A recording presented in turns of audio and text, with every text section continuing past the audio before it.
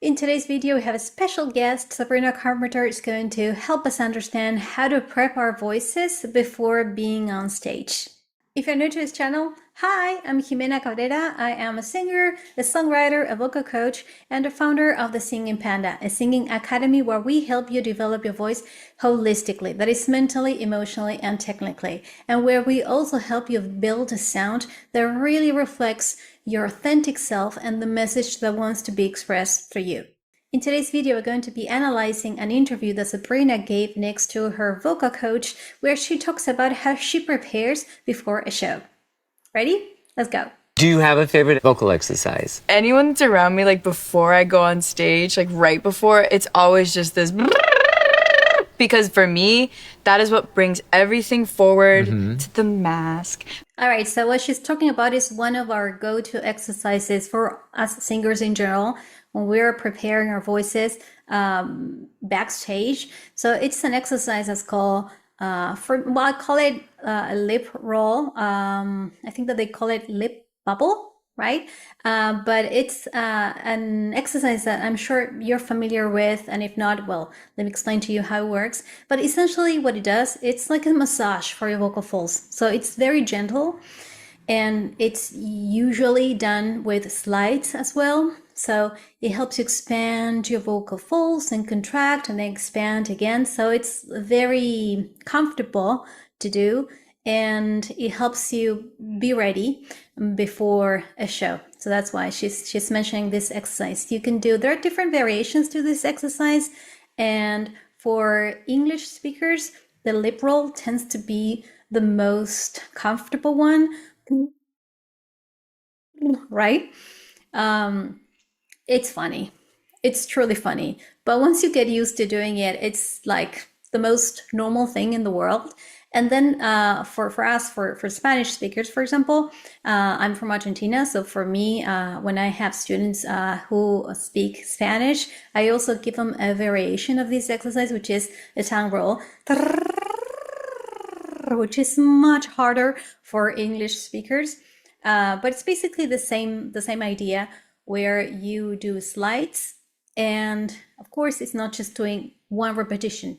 You want to be doing these exercises for a couple of minutes at least to warm up the muscles in your vocal folds. So that's one of the exercises that she's referring to. Then she says something about bringing the sound forward to the mask. Let's listen again. Let's see what she says. For me, that is what brings everything forward to the mask. So what she's talking about is something that we call placement, vocal placement. And it is something you may have heard it referred to as bringing the sound forward to the mask, as she says. This is very weird for someone who hasn't had training before to even consider the fact that your voice can sound in different places inside of your mouth, and you can actually be aware of where it's sounding. It's very weird, and it was very weird for me at the beginning as well, before training, and it is very weird whenever I bring it up and whenever I teach this to my students. So if you have never heard of this concept before, then just relax, it's normal. But essentially what you want to know is that you want to have a good projection when you are singing, and there are certain things, certain gestures that you can adopt so that your voice is always forward, feels forward in your mouth. And so as a result, singing feels as if you were speaking. That's why I tell my students that once we managed together to have their sound be forward consistently, that's when they can kiss me goodbye and say, okay, thank you, Jimena, for everything you've done. See you around. So basically, the end product is a voice. If you have trained your voice for a number of years, the end product is going to be a sound, a voice that is forward. And so it's effortless. And it becomes very easy, very, very easy to sing. So that is a goal for a singing learner and also for a teacher, to have their students get more consistent at placing their sound forward, or as she says, in the mask. And it really kind of, whenever I'm able to do slides right before I go on stage, it just feels like I'm opening my range. And so she's talking about slides. Slides are very common go-to exercises that we all do before a show. They are, when you are used to doing them, they are very comfortable. They are supposed to be very comfortable. Basically, you pick a low note, you go higher and then come back, and then you go higher and then come back. So for example,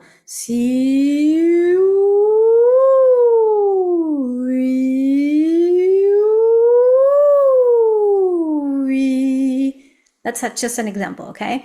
So the idea is to try to massage your vocal folds. Should feel like a massage. So it should feel very comfortable, and you gradually start to feel how the top notes feel closer in a sense, because you're feeling more and more comfortable in your upper range. And you do this for a couple of minutes, for a minute, 2 minutes. This is not supposed to, like I said, feel uncomfortable at all.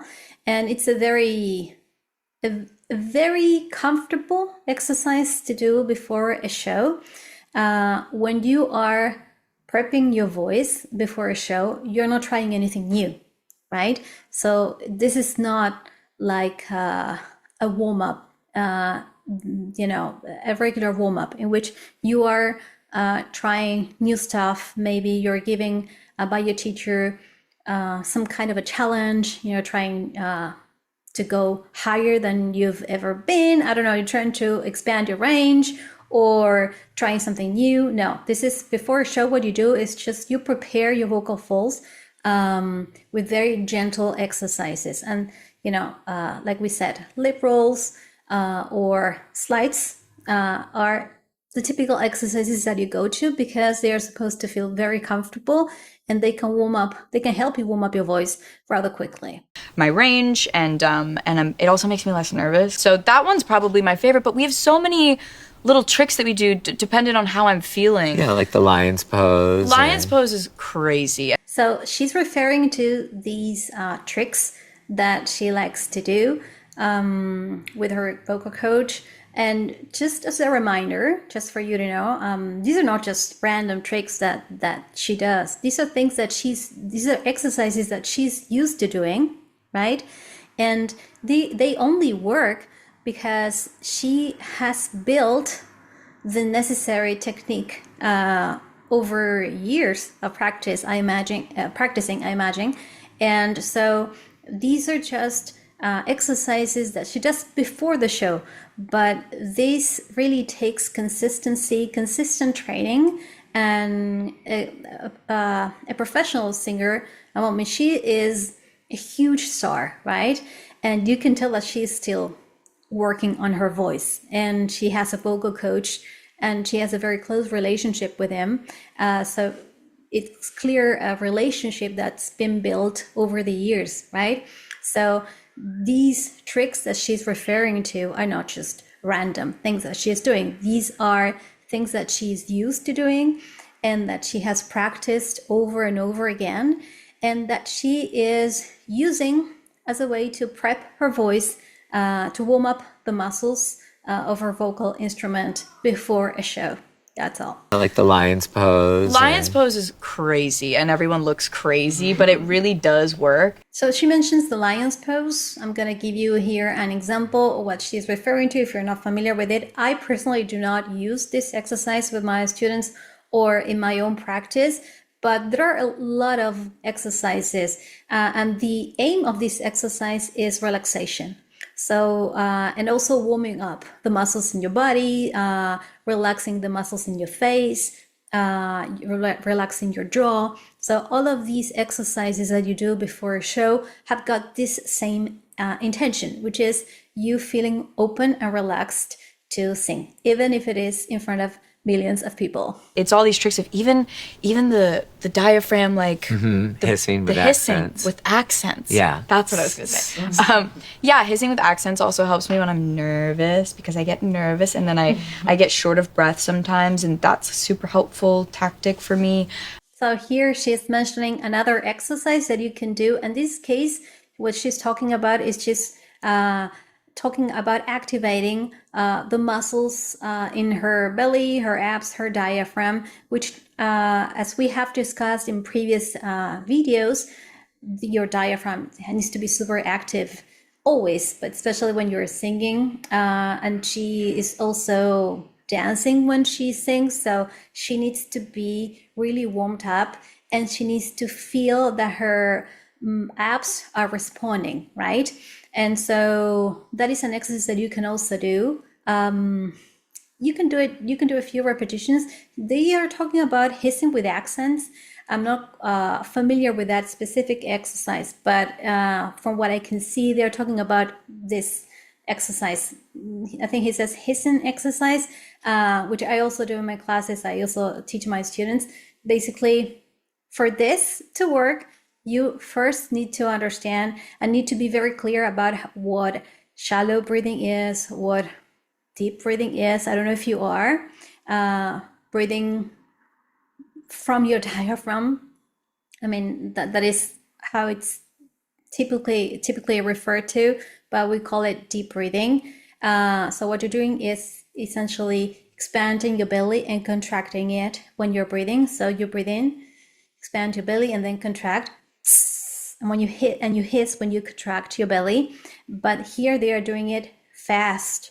So for this to work, you need to already be familiar with other exercises where you are asked to do this, but more slowly. So if it makes sense for you, I'm going to leave the links to some videos where I discuss shallow breathing, deep breathing, just for you to have as reference. And there I also give you some exercises for you to do. And then you can come back to this exercise. So, but the exercise essentially is but in order to do it this quickly and without hesitation, you need to have practiced it more slowly. So take your time with it if you are a beginner, say at breathing, using deep breathing. Yeah, hissing with accents also helps me when I'm nervous, because I get nervous and then I get short of breath sometimes, and that's a super helpful tactic for me. I love how she talks about how she feels before the show, and she says very openly and very transparently that she feels nervous sometimes. So imagine, I mean, she is at the top of her game. She is singing professionally in front of millions of people, and she is getting nervous. And so it's common. It's very common to get a little bit insecure or a little bit nervous when you are singing in front of people. And so if this happens to you as well, know that even very famous singers such as Sabrina Carpenter, I mean, she's human, right? We're all human beings. So it's normal for us to feel nervous. So if you feel nervous, then there's nothing wrong necessarily. It's just moving forward and knowing what to do, what kind of strategy you can implement in order to relax more. So she's saying that breathing helps her calm down her nervous system. So it's very important. She knows, she's smart, obviously, and she knows what to do when she feels like that. So she has a set of tricks, she calls them, that help her be more relaxed. And she knows exactly what to do. Those are some of my favorites. And you know, the lip bubbling, without knowing it, you are taking a deeper breath subconsciously to have enough breath to do it, what you're doing. Yeah. So you're actually helping yourself with the breath when you do that, even if you don't consciously think about it. Yeah. You know? So technique works as a system, right?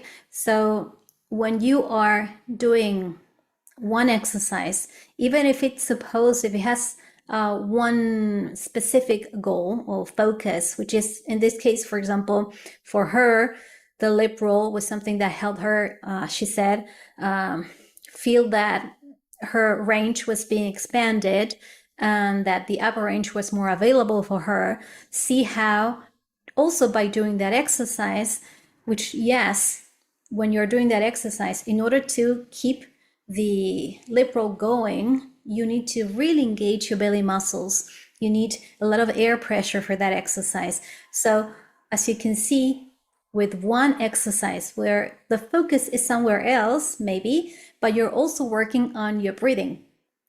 And if I may say so, also, that exercise helps you relax the muscles in your face. So there are several things that are happening simultaneously. And this is just a reminder for you to understand that when we are learning singing technique, we have to be working on several things simultaneously. And so that is why it takes time to learn to sing, because you are doing several things. Like I said, it's a system. So several gestures need to be happening simultaneously, as if you were, juggling with several balls in the air. So it takes time, but it's completely doable. But as you can see from this example, one simple exercise can have different focuses depending on what you're working on. I love Sabrina, and you can tell that she's really professional and that she cares a lot and that she knows what to do. She has a strategy in place before shows, and that's a good thing. That shows how professional she is. Just for you to know, before a show, you do need to do a proper warm-up. So warm-ups usually take from 25 to 30 minutes. And so you do warm up your voice, you do a full warm up. And when you get closer to the show, that's when you want to activate again and warm up again your muscles, your vocal instrument. So what you do is you do some simple exercises such as slides or lip rolls, just to make sure that everything is in place. And sometimes this warm-up that I was mentioning can be done an hour before the show, an hour and a half, 2 hours before the show. So it doesn't have to be done right before the show begins, because sometimes there is no time. You're getting dressed and you have other things to take care of.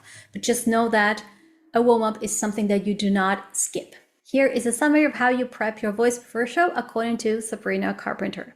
This is how Sabrina Carpenter prepares her voice before a show. She uses lip rolls for placement and breath and voice coordination. She uses slides for vocal range expansion and relaxation. She uses lion's pose for body and face relaxation. She uses a his breathing exercise for breath support activation and relaxation. We can also learn from this interview is that feeling nervous is normal. Professional singers develop a pre-show routine that works for them. Enter warm-up isn't the time to try something new. Don't forget to like, subscribe, and turn on the notifications if you found this video useful. And also let me know if there are any videos, if there are any interviews of artists that you like, that you want me to review. Okay? In the meantime, happy singing, everyone!